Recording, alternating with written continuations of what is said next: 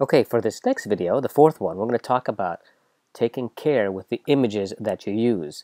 Now, there are really two ways that you're going to run foul with images, and the two things are compromising the sanctity of personal health information, and copyright is the second one. And so first, let's talk about Hipaa. You never want to put any private information online. I like to think of the internet as a billboard, the biggest billboard you can get on every highway in every city. You should always get consent, and we actually have a consent form. I had to split it in half to fit it on the slide. But what I wanted to show you was this part right here. There is a withdrawal of consent, right? And so they can withdraw their prior consent. And so if something is online, once it's out there, it's hard to get it back, right? If you have any doubts about that, ask Anthony Weiner. He's never getting those photos back. And so be wary of metadata. A lot of us want to just take an image that we have, so here I have an EKG, and cover it up with a box, but that can be dangerous. So here I have a EKG for someone called Keep Me Private. I've obviously changed all the information on here.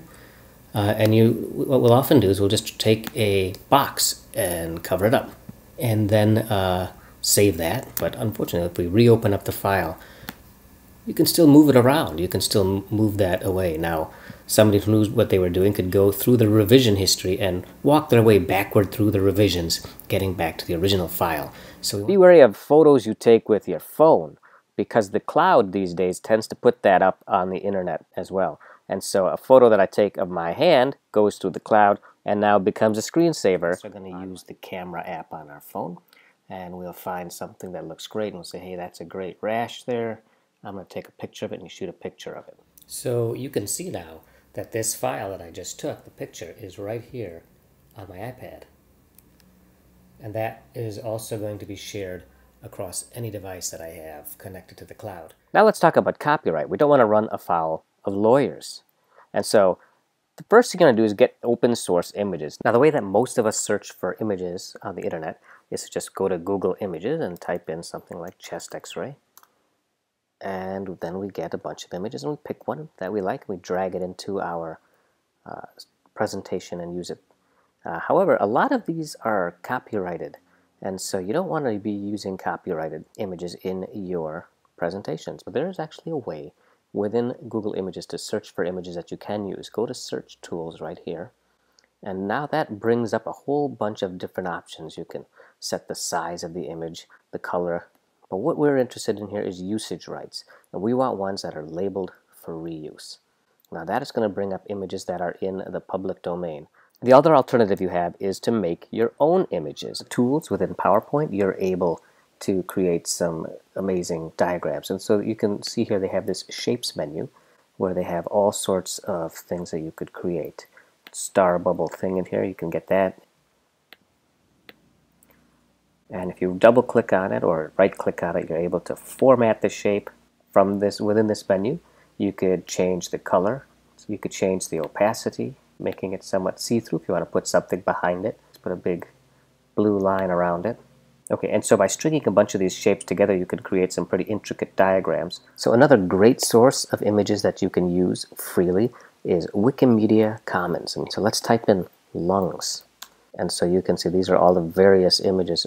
Let's click on this file here. And this actually comes from Gray's Anatomy. Gray's Anatomy has actually moved into the public domain because it is so old. And so now these pictures you can use freely as long as you, again, attribute them. To open up the SVG files, you're going to need a free program like this, Inkscape. This is equivalent to Adobe Illustrator, which is a program that costs several $100s. This one is free and it's open source. So I looked for SVG files of human hand bones, and so let's pick this one since it's in English. We'll download it, and what it allows you to do, again, is we can actually move the bones around if we need to, right? So if we want to take it and spin it, maybe we want to cause a dislocation here, right? We can do that. So let me give you my 2 cents on all of these images. I would probably try to steer clear of things that have patient information on it that is identifiable. Even with a signed consent, the patient has the ability to recant that consent, and once you've created this material, it's hard to pull it back. So you can create your own. And if you want to create your own, that's what I do. I actually just draw my own stick figures and use that.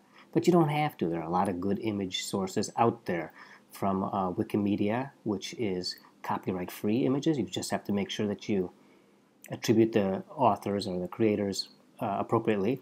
Or you could use these SVG images using programs such as Inkscape and take already created diagrams and things and alter them and use them for your own, as long as you properly attribute them. Okay, this one is a bit confusing. If you have any questions, feel free to put comments down below. Otherwise, we'll talk about it when we meet on the 30th. Thanks. Bye.